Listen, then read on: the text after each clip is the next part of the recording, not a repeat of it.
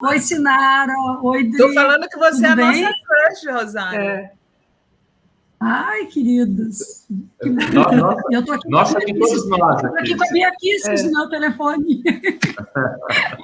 Os debates da gente são um negócio meio maluco, né, gente? Mas que bom estar com vocês, que bom ver o rosto de vocês. Pois A consciência que vocês constroem. Que momento Obrigadão. difícil, né? Que momento difícil, Maria Rosário. Nossa. Mas vai passar, a gente vai poder aglomerar, vai poder ir em fóruns sociais mundiais, vai poder se encontrar nas manifestações, nos fóruns Bolsonaro, nos ele não, em tudo que é esse tipo de coisa. Rosário, dessa vez o ele não vai ter a consequência de ele não mesmo. É uma coisa que eu não consigo entender, às vezes, na esquerda. Tem gente que fala assim, mas aquele ele não enterrou a campanha do Tarara. Aí você pega a pesquisa, dá 65% das mulheres votando contra o Bolsonaro, ruim, péssimo, etc., né, desaprovando, contra 35, 40 dos homens. E a culpa das mulheres? Cada uma, né? A culpa é desde Eva das mulheres, meu caro.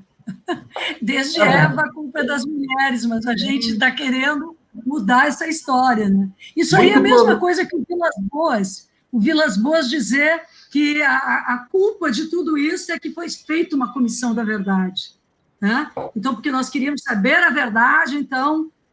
ou seja, isso não tem nenhuma razoabilidade. Eu acho que nós conseguimos, como mulheres, denunciar mesmo. E fizemos a nossa parte. Se o Brasil fosse um país de negros, nordestinos e mulheres, o presidente não seria o Bolsonaro, é o que dizem todas as pesquisas. Todas as pesquisas. Não se criava, né, Rosa? Beijão, vou te deixar com a Sinara. Fica com ela, que você está bem acompanhada. E eu e a Adri... Se alguma coisa quiser entrar de novo assim, entre. Se tiver alguma coisa muito... Aí eu entro aqui e falo, gente, o Lula já... O juiz é incompetente mesmo, dá a notícia. Até mais, gente. Continue aí. Gente. Beijão, tchau. Querido, né, Sinara? Rosário, finalmente eu consegui trazer você, né, menina? Não, mas eu sou a sua fã número 1. Eu já me declarei aqui. Não, sei lá, também tem uma disputa grande, né? Mas desde a expressão socialista morena, né? Porque isso me lembra muito Brizola, me lembra muito Darcy Ribeiro, me lembra aqui do Rio Grande do Sul, o Colares, que foi um deputado federal incrível. Na época que ele foi governador, eu até fazia muita oposição, porque eu era da base sindical, sou da base sindical da educação.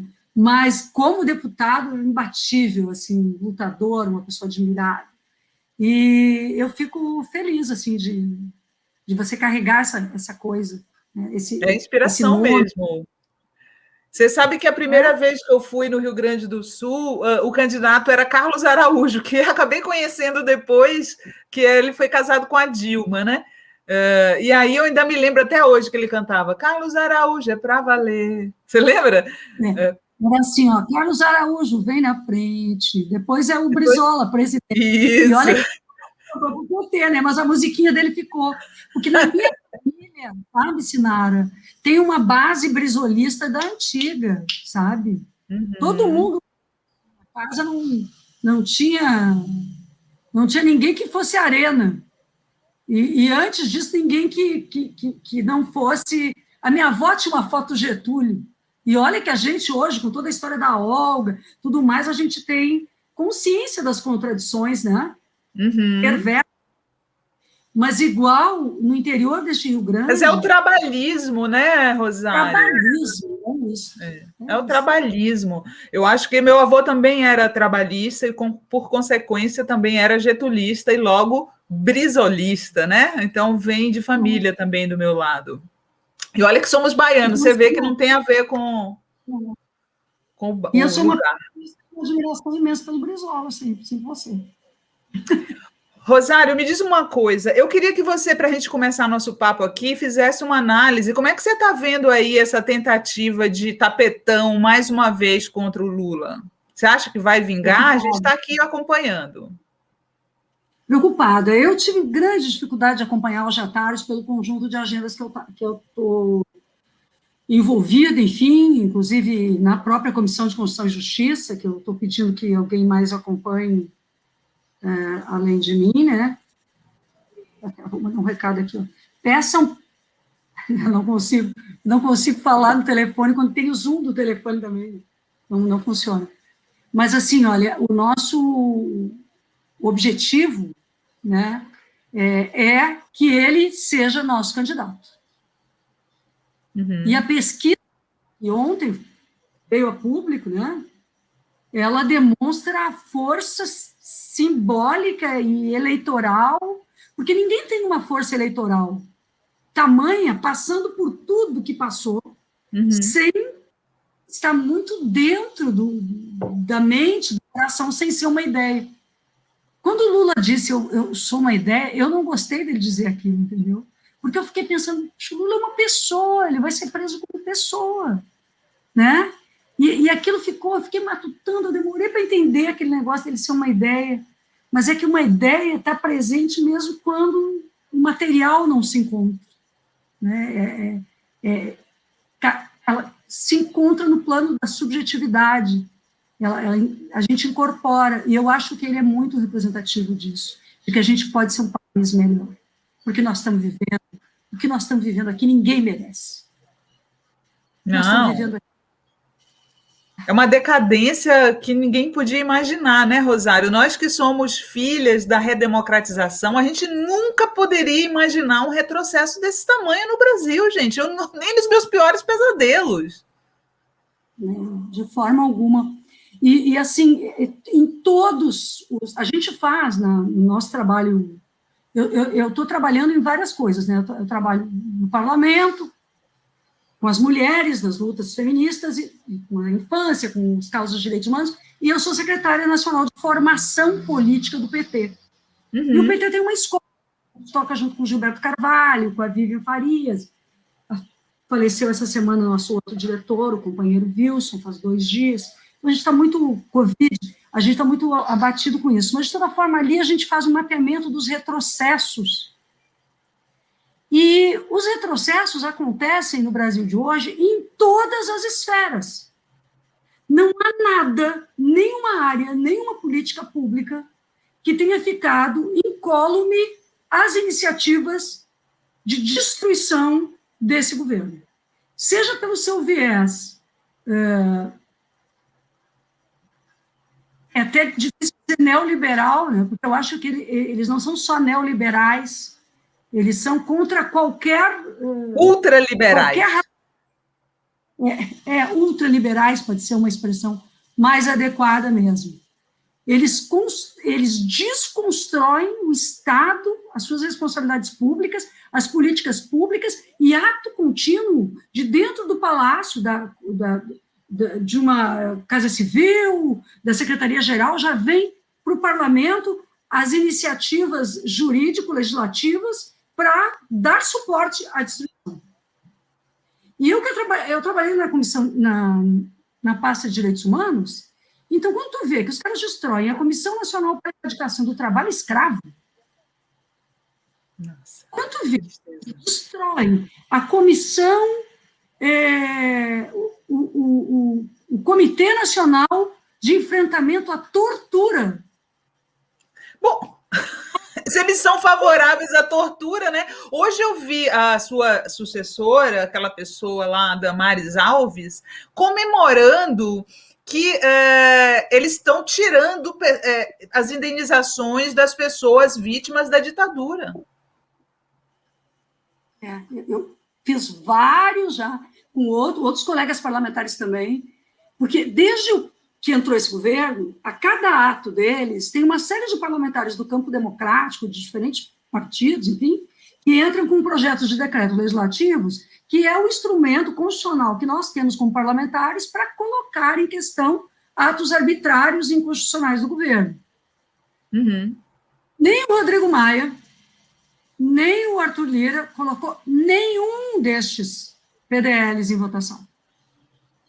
E eu tenho certeza que, se não em todos, em absoluta maioria, nós estamos defendendo cláusulas pétreas da Constituição que esse governo está destruindo. Então, as amarras que esse governo faz, elas são tão penosas, viu, Sinara, e tão difíceis, e são tão pensadas e articuladas, não por esse Bolsonaro, que para mim é uma pessoa que tem grande dificuldade de raciocínio, mas o conjunto ao seu redor não é de desavisados. Eles tentam fazer com que os próximos governantes do Brasil, se não forem eles, ou do campo deles, tenham dificuldade de retomar o Brasil. Tamanha a jurídica legislativa que eles estão montando. Isso não vem da cabeça do Bolsonaro. Muito menos dos filhos, entendeu? Eu acho que é muito mais complicado. E o Lula é o contrário disso. Não adianta o Ciro falar, eu sei que a turma do Ciro reclama de você, reclama de mim, reclama... Não adianta reclamar, entendeu? Não construiu, essas coisas não se constroem da noite para o dia. Claro, claro. A direita está ocupada. Está ocupada ou não está? Só se a própria direita resolver se livrar do Bolsonaro, o que deveria também, se tivesse juízo, né, que é um genocida, e procurar outro quadro. Mas quem tem voto na direita, eles criaram esse monstro chamado Bolsonaro ali. A esquerda tem o cara que pode ganhar, que é o Lula. E o centro foi destruído, não por ninguém. Quando o centro aderiu à direita, eles... Claro, exato, exatamente. Rosário, ontem saiu um alerta da Comissão Interamericana de Direitos Humanos para a deterioração da situação dos direitos humanos no Brasil, evidenciada desde a chegada ao poder do Bolsonaro e agravada pela pandemia. Olha só o que eles falam. Em seu relatório, a comissão dá conta dos avanços registrados no país nos últimos 20 anos, em particular na consolidação democrática e do Estado de Direito.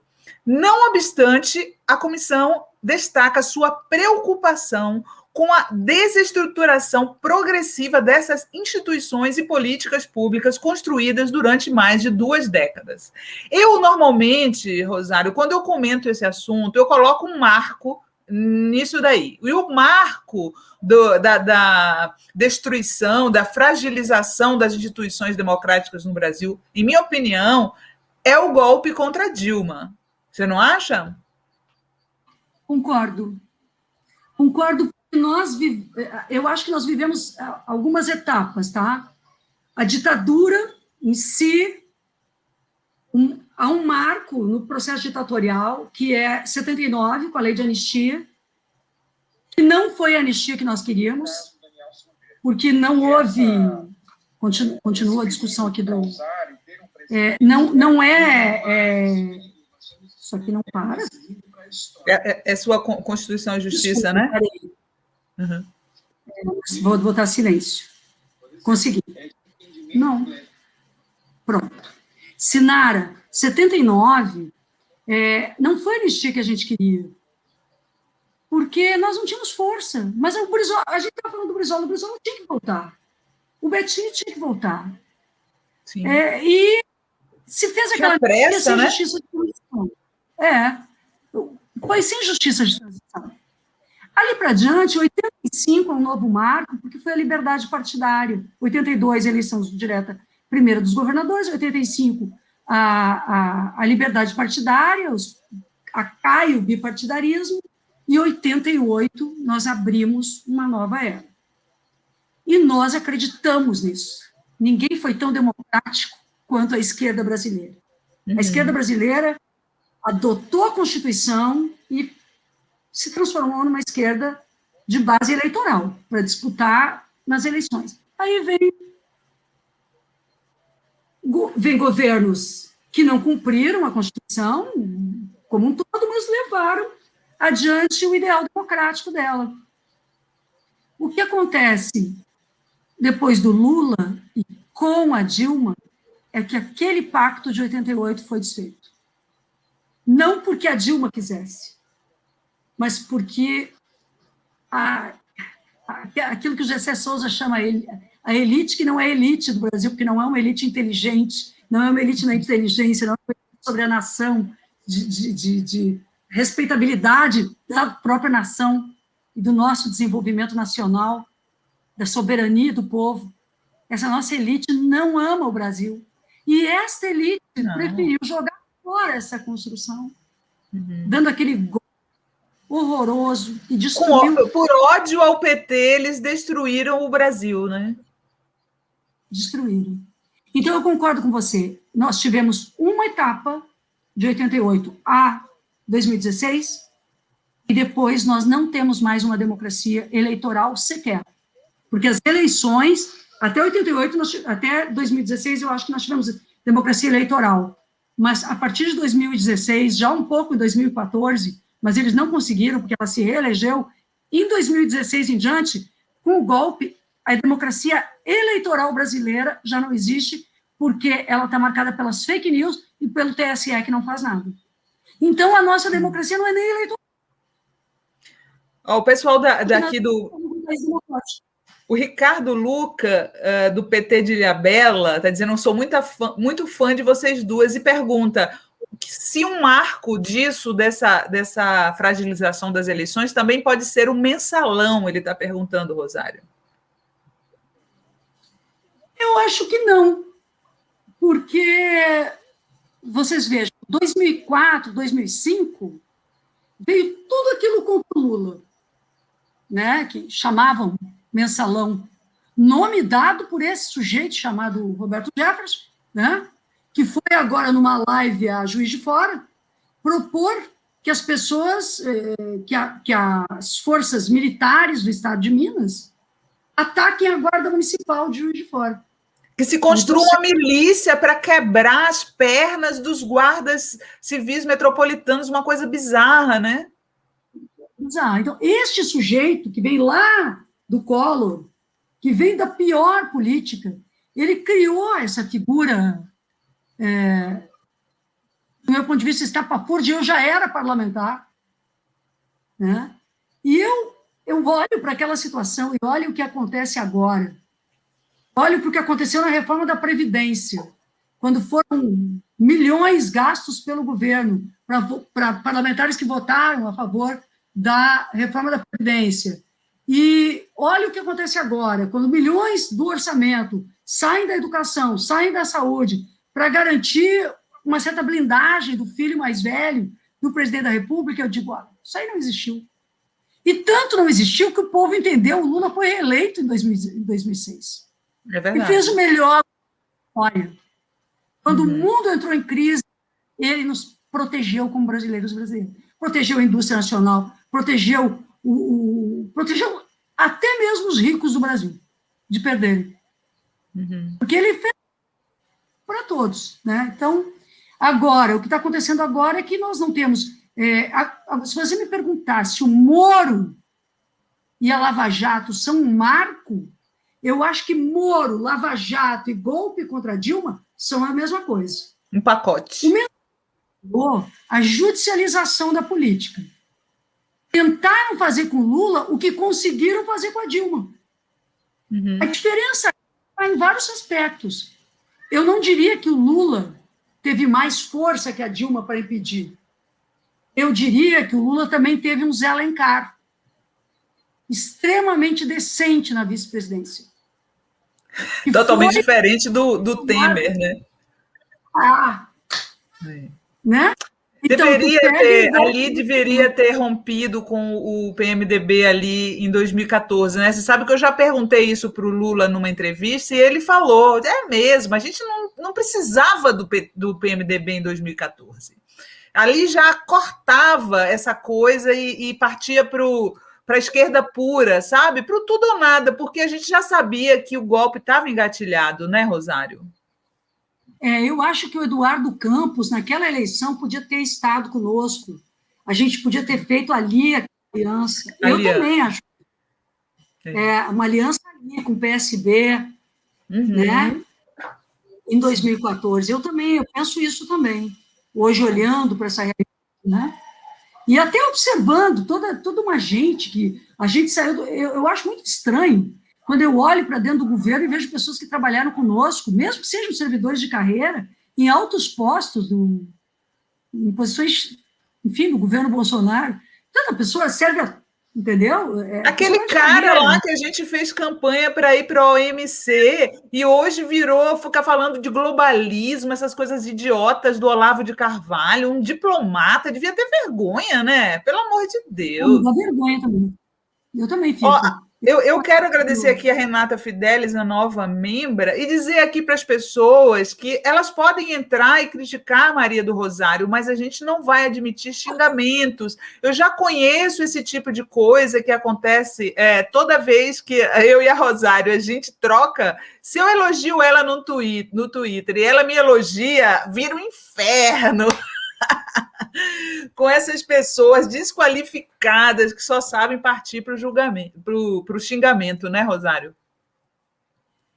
Nós somos sobreviventes de fake news, de mentiras, de ataques até às nossas famílias, enfim, mas eu sou uma pessoa feliz de poder dizer que eu tenho lado, entendeu?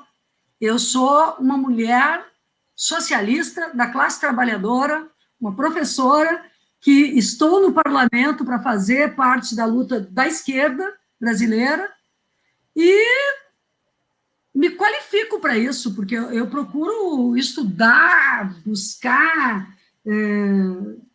até mesmo às custas da tua família, né? Porque até ataques à tua filha foram feitos por essa gente. Eu passei um tempo bem difícil, viu? Porque esse gabinete do ódio, toda vez que uma mulher é atacada, tem uma coisa assim, o cara tem que se justificar, né? É que ela que não presta. Isso acontece em tudo que é canto, a gente sabe que esse é o roteiro básico de todo machista, de todo misógino, e então todos esses ataques que a gente sofre, na verdade, são a justificativa para o ataque do líder do ódio, que é o atual presidente da República, que foi condenado por danos morais, pagou a indenização de cerca de R$20 mil, 10 mil mais 10 mil de juros, porque atrasou muito o pagamento, e me deu a oportunidade de distribuir esse dinheiro para entidades feministas que lutam contra os machistas do Brasil. Uhul! Eu sou uma pessoa que posso dizer para vocês o seguinte, eu não quero que vocês me vejam nunca como vítima de nada, eu quero que vocês saibam que eu sempre vou carregar comigo como a ideia de que assim, toda... né, Rosário? Eu acho que é isso, nós somos as mulheres que derrotamos Bolsonaro e vamos derrotá-lo novamente nas eleições. É isso aí. A Verônica Nascimento está falando, tem que ter estômago para acompanhar voto golpista no STF. Pois é por isso que eu criei essa saidinha aqui. A gente fica acompanhando, eu sei que está 2-1 a votação lá a favor do Lula, mas aí, enquanto isso a gente vai conversando aqui com a Rosário. Rosário, eu vou contar para você que a gente estava comentando aqui, hoje eu falei no 247 logo cedo, sobre esse caso do menino Henri, né? Eu acho que todas as mães do Brasil e pais também estão muito abalados com essa história. Eu não consigo parar de pensar nisso, eu penso na hora de dormir, acordo pensando, acompanho, acho uma barbaridade, meu Deus, assim, tipo de... Não sei nem como definir isso daí. E aí, muita gente foi para cima da ministra dos Direitos Humanos cobrá-la para que ela comentasse alguma coisa a esse respeito, né? E ela respondeu, obviamente que eu me posicionei e tal, e eu queria mostrar o print do Ministério dos Direitos Humanos, né, das Mulheres e Direitos Humanos, que é mais um ministério contra as mulheres e contra os direitos humanos. Tati, aquele print que mostra um trechinho da nota, você tem aí? Olha aí. Para não interferir no trabalho policial, já que o inquérito não foi concluído e tudo ainda passará pelo crivo do judiciário, o Ministério não irá comentar o caso concreto. Certo? E eu queria mostrar para vocês a diferença quando se trata de um caso bárbaro como esse, mas não é um político bolsonarista que está envolvido, que foi o caso do menino Juan, que foi, infelizmente, também assassinado por um casal de homossexuais, mulheres homossexuais, e por conta disso, ela foi para cima com toda a força, né? Inclusive posando ao lado de um homem, não sei se é o pai da criança, usando uma camiseta escrito ideologia de gênero mata. O caso também não tinha sido concluído, né? E o que mostra os dois pesos e duas medidas dessa gente, a indignação delas é seletiva, né? Então eu queria, Rosário, que você comentasse, sendo ministra dos Direitos Humanos, qual deveria ser a atitude do governo quando vê um caso bárbaro como esse, que mobiliza e sensibiliza a sociedade desse jeito? Bem, a pasta dos direitos humanos, ela tem já... Em 2003, quando a gente fez a CPI, a CPMI contra a exploração sexual de crianças e adolescentes, o Brasil não tinha um número de telefone para denúncia de violência contra crianças. Tinha um número, era uma organização não governamental chamada Abrapia, e a gente resolveu criar o Disque 100. Uhum. Quando a gente criou o Disque 100 para denúncias, nós fomos criando junto, depois, quando eu estive no Ministério, a gente criou um sistema no qual quem liga para o Disque 100, a secretaria que atende, são milhares de telefonemas, tem que passar isso para o Conselho Tutelar, para o Ministério Público, para a delegacia local, para ir ver a criança que a gente está recebendo a denúncia. Isso significa que a Secretaria de Direitos Humanos, ou o Ministério dos Direitos Humanos, tem uma estrutura para acompanhar, tem uma ouvidoria de direitos humanos e uma secretaria específica dos direitos da criança que precisa acompanhar. Eu creio que a ministra Damares falha em todos os sentidos. Primeiro, eu quero concordar contigo que direitos humanos não é algo seletivo.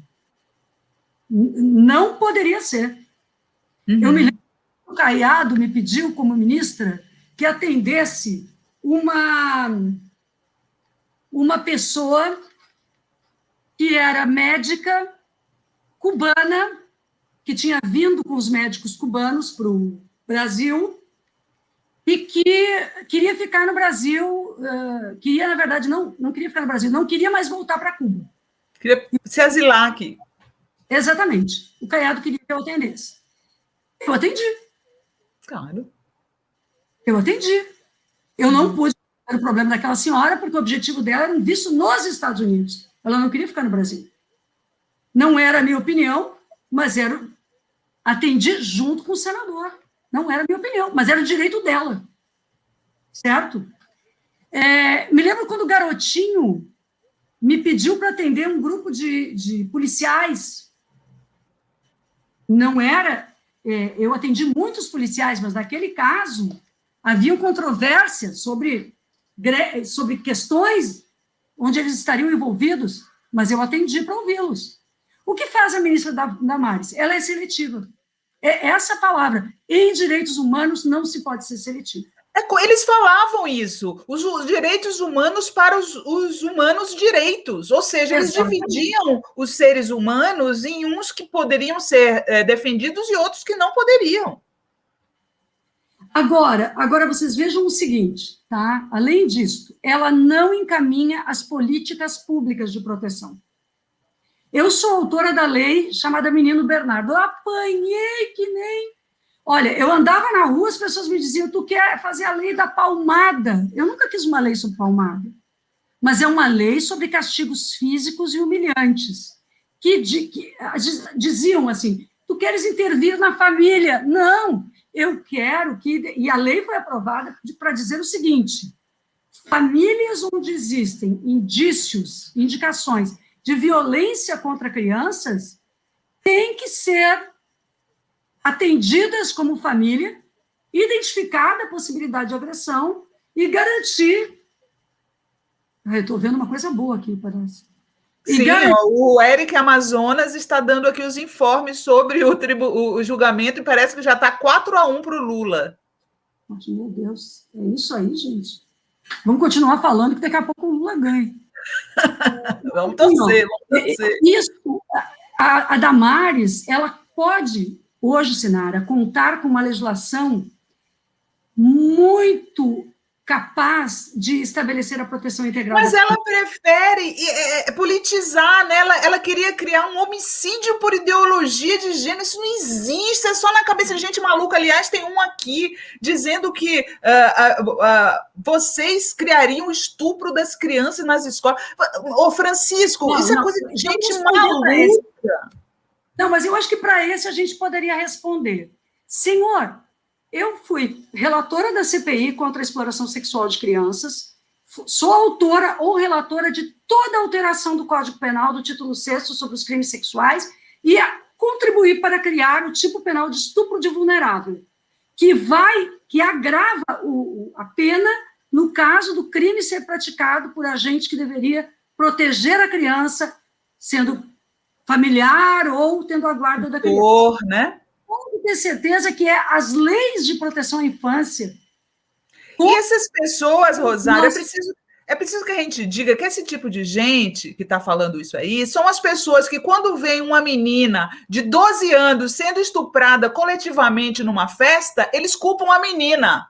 Sabe? Eu quero dizer isso. Você, Francisco, quando você vê uma menina de 12 anos numa festa, né? Já aconteceu várias vezes, a menina foi estuprada. Ao invés de dizer assim, que absurdo, que barbaridade, vocês falam assim, culpa dela. Quer dizer, a criança é culpada. E a própria Damares, né, que se diz contra a pedofilia, ela agiu para impedir uma menina de 10 anos de abortar o filho de um pedófilo, porque o estuprador da menina de 10 anos é um pedófilo. Então, se ela forçasse a menina a ter o filho do pedófilo, ela estaria, obviamente, ajudando o pedófilo, certo? É uma questão de lógica. Colocando em risco de vida a menina.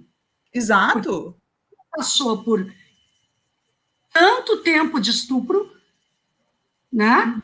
Essa menina foi exposta.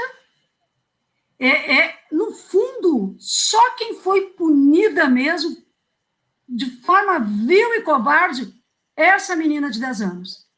Porque a imagem dela, a identidade dela acabou vindo a público por conta de fanáticos incentivados pelo chamado Ministério dos Direitos Humanos. Ou seja, nós não temos um Ministério dos Direitos Humanos, assim como nós temos um ministro do Meio Ambiente, denunciado hoje por um delegado da Polícia Federal, que, aliás, parece que está sendo retirado da Polícia Federal do Amazonas por ter denunciado que o ministro do Meio Ambiente estava fazendo advocacia administrativa e, como delegado, cumprisse o seu papel de proteger a floresta. Esses são os defensores da lei. E a Damares é contra os direitos humanos. Então, o Edson Júnior está falando assim, por que ela é contra as mulheres e contra os direitos humanos? Aqui é informação, opinião própria. Edson, ela é contra as mulheres porque uma ministra que se diz do Ministério das Mulheres e fica dizendo que mulher tem que vestir rosa, ela é contra as mulheres. As mulheres têm que se vestir da cor que elas quiserem, sabe? E os homens também. Os homens têm que se vestir da cor que eles quiserem. E por que ela é contra os direitos humanos? Porque ela separa quem ela vai defender de quem ela não vai defender. E eu vou mostrar aqui para vocês outra história que eu quero que a Rosário comente. A história dos 3 meninos desaparecidos em Belford Roxo no final do ano. Lucas, de 8 anos, Alexandre, de 10 anos, e Fernando, de 11, saíram para jogar bola do lado de casa e eles ainda não foram encontrados. Olha só a foto dessas crianças, e se fossem seus filhos, né? E aí o que aconteceu? Um mês depois que as crianças desapareceram, a senhora Damares foi fazer uma reunião, olha lá. Um mês após o sumiço dos 3 meninos de Belford Roxo, a ministra Damares Alves promete fornecer assistência à família. Os meninos continuam desaparecidos. Isso é uma barbaridade, né, Rosário?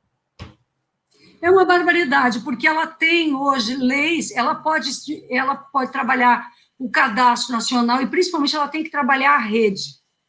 Ela deveria estar... O problema é o seguinte, eles querem fazer ajuste fiscal e não querem fazer investimentos, entendeu? Eles desestruturaram o SUAS, que é o Sistema Único de Assistência Social. Então, os CRAS, os Centros de Referência em Assistência Social dos municípios, estão impedidos de fazer o trabalho que deveriam fazer. Ela está acabando, e eles, o governo, estão acabando com o Bolsa Família, que não era só recurso, era acompanhamento às famílias, acompanhamento na assistência social. Nós equipamos os conselhos tutelares, o que está fazendo o atual governo, desmontando o trabalho dos conselhos tutelares. Então, o que nós estamos vendo, e outra coisa, essas pessoas, eu tive um debate, há poucos dias atrás, o ministro da Educação foi ao parlamento. O ministro da Educação falou grande parte do seu tempo no parlamento sobre homeschooling, sobre aulas em casa. E eu perguntei a ele, bom, o senhor está falando sobre 3 mil, 5 mil crianças do Brasil, cujos pais querem, no máximo, não estejam indo para as aulas. Mas nós temos 50 milhões de alunos. Muitos, esses alunos estão sem aula e, para que possam voltar às aulas, é preciso ter vacina, é preciso ter saneamento básico nas escolas para poder lavar as mãos, é preciso ter uma série de medidas que vocês não tomaram. Então, o senhor não está atendendo 50 milhões de alunos e fica fazendo um discurso sobre manter aqueles que querem em casa. Só que os que vão ficar em casa serão vítimas de violência sexual. Muitos deles. Porque quem identifica violência contra crianças existente no ambiente da família é a escola. Nós trabalhamos com os educadores e educadoras. Eu, como professora, eu acabei entrando nessa pauta de vida, porque eu dava aula numa comunidade e um dia uma menina me contou a sua vida. E eu era uma jovem professora, eu não sabia que existia. Eu não sabia que existiam adultos que abusavam de crianças. Aquilo me chocou tanto, a dificuldade de proteger uma pequena aluna de 7, 8 anos foi tão dura na minha vida, que eu abriu para mim assim, uma causa, porque, na verdade, e aí quando eu vejo que o mapeamento da Polícia Rodoviária Federal, que nós instituímos nos nossos governos, mapeamento das estradas, se você procurar agora nas redes sociais, vai encontrar, mostra que os pontos de exploração sexual aumentaram tremendamente. Olha aí, a falsidade da defesa da infância deles. Deixa eu só dizer aqui que o Lula já formou maioria, gente, lá no... O Lula formou maioria, o Eric Amazonas, nosso membro, está aqui dando as notícias. Lula 6-1, Moro, o Gilmar adiantou, e o Lewandowski adiantaram seu voto, então a fatura está pronta, né? Pelo menos essa parte do foro, o Moro perdeu, ele é considerado incompetente para julgar. Sobre o que você estava falando, o nosso espectador Wadsworth está falando aqui, estatísticas mostram que o lugar mais seguro para crianças é a escola, mais que a própria casa, que a igreja, que o clube, etc. É o que justamente a Rosário está falando, que a escola atua como uma proteção, né? A criança diz na escola o que está sofrendo, né, Rosário? Ela confia na professora, ela confia... E essa educadora, que tem vínculos, então ela conta. Só que a gente nem sempre... Eu não estava, quando a minha aluninha contou, eu não era uma pessoa preparada para ouvir. Eu me dediquei muito, ao longo desse tempo de mandato, ao Estatuto da Criança e Adolescente, porque eu me coloco no lugar das pessoas. Primeiro, a gente tem que se colocar no lugar das crianças, porque assim, ó, ela não é que ela não tenha contado para a mãe, não é que ela não tenha contado para ninguém, é que ninguém acreditou. Ou às tem que vezes... dar valor, né? Como é que as pessoas não confiam? Eu tenho esse drama desde que eu era criança. Às vezes as pessoas diziam, eu falava uma coisa e diziam, mentira é sua, e não era mentira. Por que não acreditam nas crianças? Eu não entendo isso. Isso que você está dizendo é fundamental, porque a gente estudando a infância, a gente se depara com o seguinte, nenhuma criança relata abuso ou elementos da sexualidade, por mais que ela veja na TV um beijo, um abraço, isso, aquilo, um amasso, aquelas coisas, né? Enfim, por mais que ela veja, ela não vai relatar o estupro se ela não vivenciou. Muito raro criança mentir, né, Rosário? Muito raro. E aí eu vou mostrar para vocês mais um caso que demonstra o descaso do governo Bolsonaro com a infância e os direitos humanos, que é a questão da pandemia. Isso também é descaso, né, Rosário? Saiu aqui uma matéria na BBC dizendo que morrem mais bebês por Covid-19 no Brasil do que nos Estados Unidos, 10 vezes mais do que nos Estados Unidos. Por que o Brasil tem tantas mortes de bebês por Covid-19, né? E esses dias a gente viu a notícia de que esses médicos irresponsáveis estavam fazendo nebulização com cloroquina. Isso tudo, Rosário, a CPI vai ter que mostrar alguma punição para essas pessoas, não é? Sabe, Sinara, a CPI ela é muito importante nesse momento, porque além de trabalhar a responsabilidade dessas figuras irresponsáveis, afinal, que não salvaram vidas podendo fazê-lo, sim, eu acho que a CPI vai mostrar alguns elementos emergenciais que podem ser feitos agora ainda para salvar vidas que podem ser preservadas. Eu acho que essa CPI tem um papel totalmente inovador, porque enquanto ela estiver acontecendo, está acontecendo a pandemia. Hoje o Médicos Sem Fronteira lançou sobre o Brasil a ideia de que fez um pronunciamento sobre o Brasil dizendo que nós estamos numa calamidade sanitária. Eu fico pensando assim, olha, a última vez que eu vi o Médicos Sem Fronteira, com a instituição mundial da ficou sociedade... ruim, né? Sua imagem tá... Tá ruim? Voltou?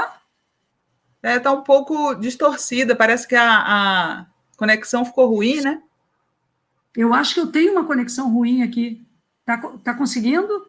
Eu estou te ouvindo, pode continuar. Tá. Daqui a pouco eu estava dizendo que esse tempo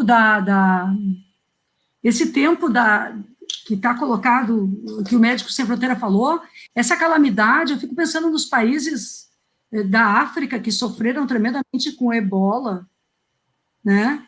E, com países que viveram morticínios. E nós estamos vivendo aqui no Brasil, só que o Brasil é uma grande economia do mundo. Então, isso não era para estar acontecendo. Um país rico, né? É um país rico, com recursos, ciência, mas não tem governo, né? É o que a Anistia Internacional disse, não houve uma coordenação da atuação governamental.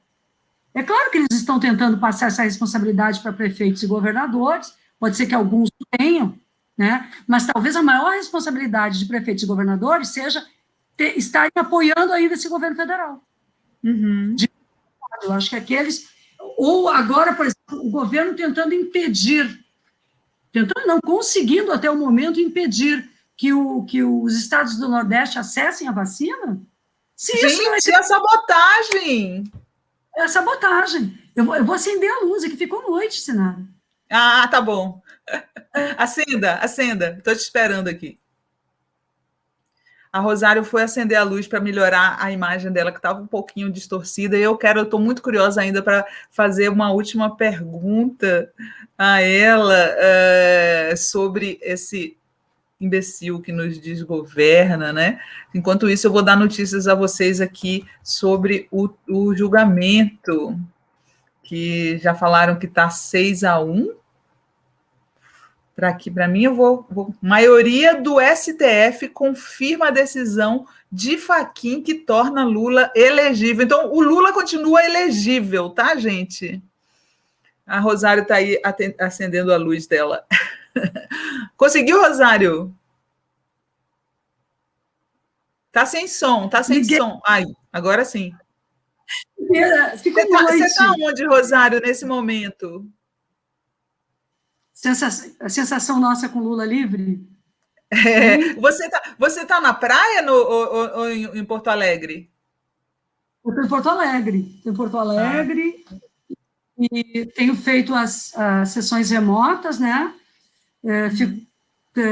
Estou coordenando o PT na CCJ, e acho que isso é uma grande tarefa nesse ano também, e trabalhando. Ai, meu Deus, botaram aquela mulher lá, tem até gente perguntando aí, Rosário, não tem jeito de tirar essa mulher da presidência? Não, filha, não tem. Depois de eleita, só se renunciar. Mas a gente tem um regimento... Ô, Rosário, uma coisa que eu queria, antes da gente terminar aqui a nossa entrevista, eu tenho muita curiosidade de perguntar, né? Você e o Jean Willis, para mim, são as duas antíteses de Bolsonaro nesses anos todos no parlamento. Você imaginava em algum momento que esse imbecil pudesse se tornar presidente? Eu imaginava. Ai, meu Deus! Eu imaginava. Eu vou te dizer uma coisa. Teve uma reunião com cientistas políticos e tal, e eu fiz essa pergunta. Por que não... Ninguém levava a sério a candidatura dele, né? E eu fiz essa pergunta. E o cientista político que estava ali fazendo a apresentação e apresentando pesquisas ele desconsiderou a minha questão, disse nem pensar. E é óbvio que ele desconsiderou a minha questão, porque ele achou que eu estava levantando essa questão por ter qualquer contradição, será? Ele não achou que eu estava fazendo política objetiva, porque eles acham que nós, mulheres, não temos objetividade na nossa análise. Dá vontade de dizer, mas vai dormir você e a sua análise, entendeu? O que a gente sabe é também assim, além de estudar, nós vivemos a vida conversando com pessoas. E eu sentia a existência de um crescimento da extrema-direita. Eu senti o populismo penal, o populismo fascista existente na figura do Bolsonaro. De como aquele gabinete, a estrutura do ódio. E é óbvio que ele teve um staff, né? Moro, Dallagnol, tirarem o Lula, a articulação com o Departamento de Estado americano, e todo mais, você imagina, e nós, mesmo assim, fomos para o segundo turno com o Fernando Haddad. Nós não desistimos, e eu me orgulho disso. Eu me orgulho porque nós não podemos ser gente que desiste. Eles podem tentar. Eu sempre acho, Sinara, não sei se tu concorda ou não, que o Bolsonaro e a sua turma trabalham com 2 cenários. Talvez o sonho desses malucos seja dar um golpe mesmo, porque eles gostam desta ideia do militarismo golpista, rasteiro. Eles gostam dessa coisa do porão da ditadura. Eles gostam de torturador. Eles gostam de torturador. Eu acho que o sonho deles era viver esse tempo. Talvez até pela psicopatia com a qual se relacionam. Eles não sabem viver tempo democrático. Então, eu penso que ele não fez isso porque não consegue. Né? Mas, nesse sentido, às vezes eu sou pessimista mesmo, porque quando eu vejo a Câmara não analisar os pedidos de impeachment e vejo a liberação de 60 armas para os sujeitos que se dizem questionadores, eu tenho certeza que ele está armando a sua milícia. E eu acredito que nós, de alguma forma, comunicadores, jornalistas, autônomos, mulheres, feministas, parlamentares, como Rubens Paiva em outro tempo, nós somos o alvo dessa gente. Então, não é só luta para que a democracia possa ser retomada, mas está na hora dos deputados ditos liberais também acordarem e darem um basta, que é um pouco o que o Supremo está fazendo, dando um basta. Talvez essas decisões do Supremo signifiquem a possibilidade da retomada da democracia. O Congresso ainda não acordou, porque com ele elegeu uma grande horda de pessoas desqualificadas, de aspirantes a ditadores, de pessoas realmente lamentáveis. Que eu respeito. Tá bom, Rosário, vamos assim para a gente terminar em alto astral essa nossa live. Lula livre. Lula, né, Sinara? Lula, porque é o povo brasileiro. Que Lula eu concluo aqui a minha participação agradecendo muito a você, Rovai, Adri, muito obrigada, Sinara, por me chamar. Gosto muito de ti, do Rovai, mas o que eu queria dizer mesmo é que o Lula, ele é mesmo uma ideia, ele é uma ideia síntese desse nosso Brasil negro, índio, branco, uma esperança, mulher, né, Rosário? Esperança. É isso aí. Lula é esperança. Tá bom. Muito obrigada, minha querida. Boa sorte em tudo que você fizer aí, viu? Obrigada, tá? Estamos na luta. Beijão. Tchau. Tchau, querida. Tchau. Até a próxima. Apareça. Até.